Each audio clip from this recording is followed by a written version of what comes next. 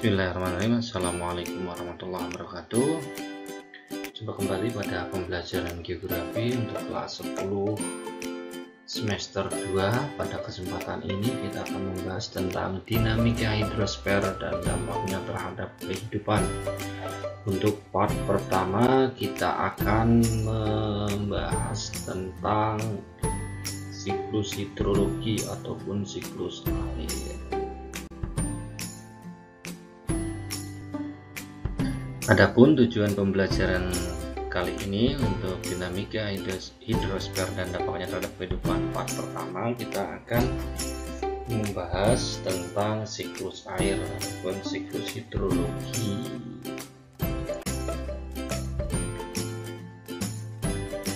Ya, sebelum kita mengkaji lebih lanjut lagi, ya, di sini kita akan berbicara sedikit tentang apa itu dinamika hidrosfer. Di sini hidrosfer adalah lapisan air atau semua bentuk air yang ada di bumi, baik yang berbentuk padat, cair ataupun gas pun uap, itu hidrosfer. Hidros itu artinya air, sfer lapisan ini lapisan air yang ada di muka bumi. Bentuknya apa? Padat. Nah, padat seperti es, cair air hujan, gas itu embun, awan. Kemudian siklus air ataupun siklus hidrologi. Kenapa? Hidrologi adalah ilmu yang mengkaji tentang air yang ada di muka bumi. Dapat diartikan siklus air ataupun siklus hidrologi adalah sirkulasi air yang tidak pernah berhenti dari atmosfer ke bumi dan kembali ke atmosfer melalui proses kondensasi, transpirasi, evaporasi, dan presipitasi.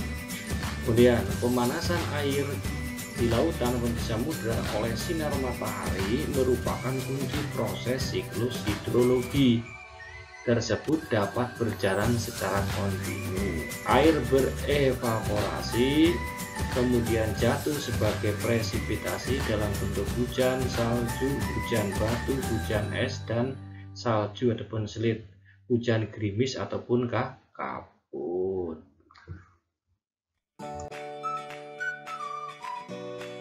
Oke, kemudian siklus air ataupun siklus hidrologi itu ada 3.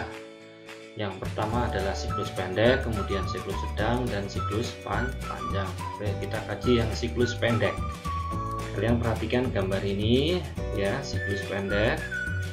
Di sini adanya penguapan ataupun evaporasi oleh apa? Energi yang paling utama itu penyinaran matahari terhadap sini samudra dan lautan ataupun tubuh air mengalami penguapan, terkondensasi, terakumulasi membentuk awan, kemudian turun hujan. Ataupun dapat diartikan di sini dalam bahasa air laut yang menguap menjadi gas, kemudian berkondensasi menjadi awan dan hujan lalu jatuh ke laut. Ya, jadi penguapan di laut, kemudian hujan ataupun turun air di laut. Kondensasi merupakan apa? Perubahan dari awan gas menjadi cair ataupun bahasa ininya adalah proses pembentukan awan.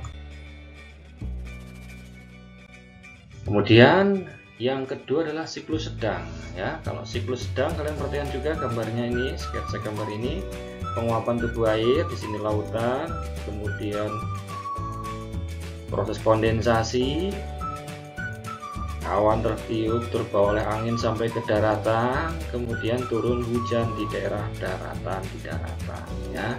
Itulah yang dinamakan siklus sedang ataupun dengan kata lain di sini air laut yang menguap menjadi gas, mengkondensasi dan dibawa oleh angin, kemudian membentuk awan di daratan, jatuh sebagai hujan lalu meresap ke tanah, ke sungai ataupun ke laut lagi. Itu yang siklus sedang.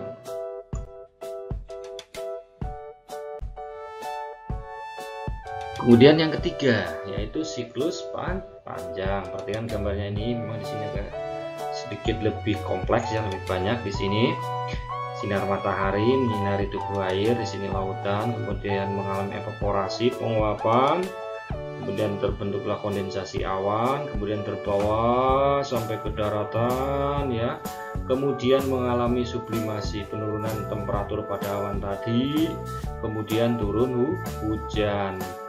Hujannya itu berupa cair dan padat, kemudian sampai ke permukaan tanah, kemudian ada yang mengalir di permukaan, kemudian kembali ke laut, ada juga yang masuk ke dalam tanah. Kemudian di dalam tanah itu air juga bergerak ya, mengikuti kemiringan, kemudian kembali lagi ke laut. Jadi inilah yang dikatakan siklus panjang, atau dengan kata lain di sini, air laut yang menguap menjadi gas, kemudian membentuk kristal-kristal es di atas laut, dibawa angin ke daratan atau pegunungan tinggi, jatuh sebagai salju, membentuk flat ataupun lapisan es yang mencair, kemudian masuk ke sungai, lalu kembali lagi ke laut. Jadi bedanya dengan siklus pendek dan siklus sedang tadi adalah kalau yang siklus panjang ini hujannya nggak cuma berupa cair, tapi berupa padat, ataupun kita mengenalnya ya salju. Kemudian nanti mencair salju itu, kemudian menjadi cair, masuk ke sungai, kemudian kembali lagi ke laut ya, seperti itu.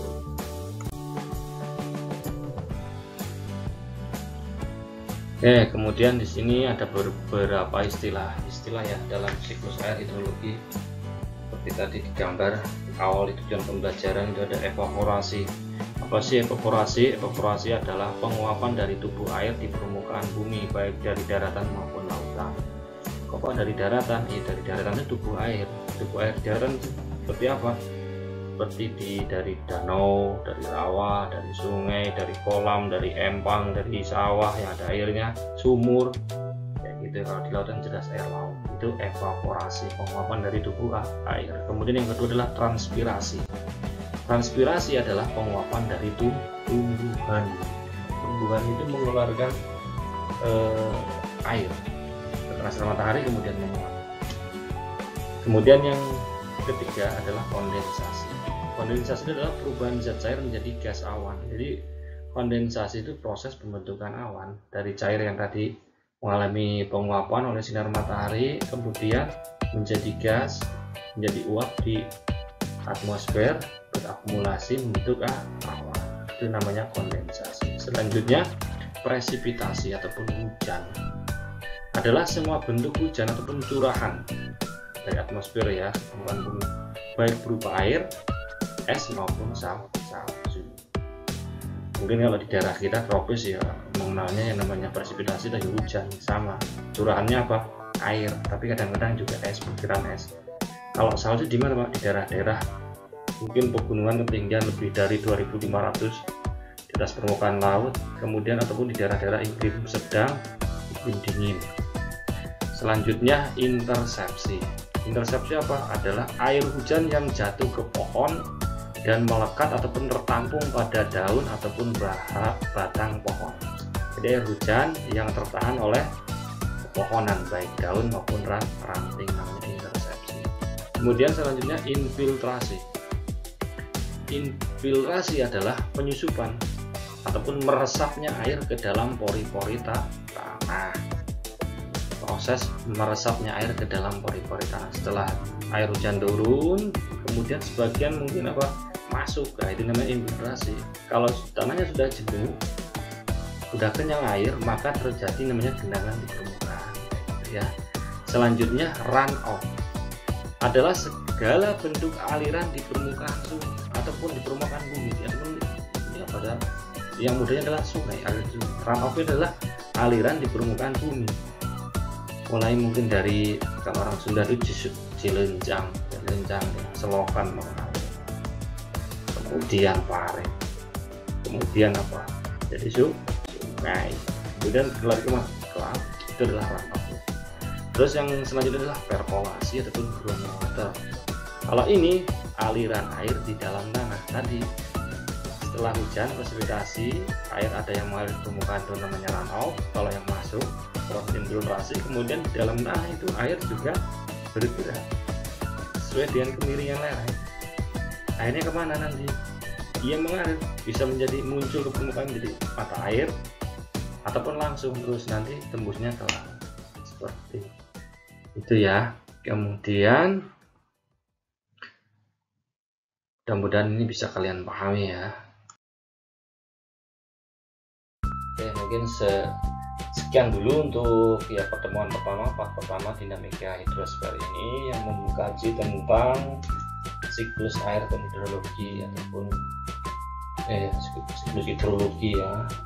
Siklus hidrologi itu ada 3, ada yang pendek, ada yang sedang, dan panjang. Mudah-mudahan bisa kalian pahami.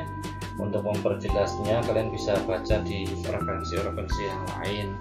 Sekian dulu dari Bapak. Terima kasih. Ingat, tetap jaga kondisi kesehatan, ikuti protokol kesehatan. Sekian dulu.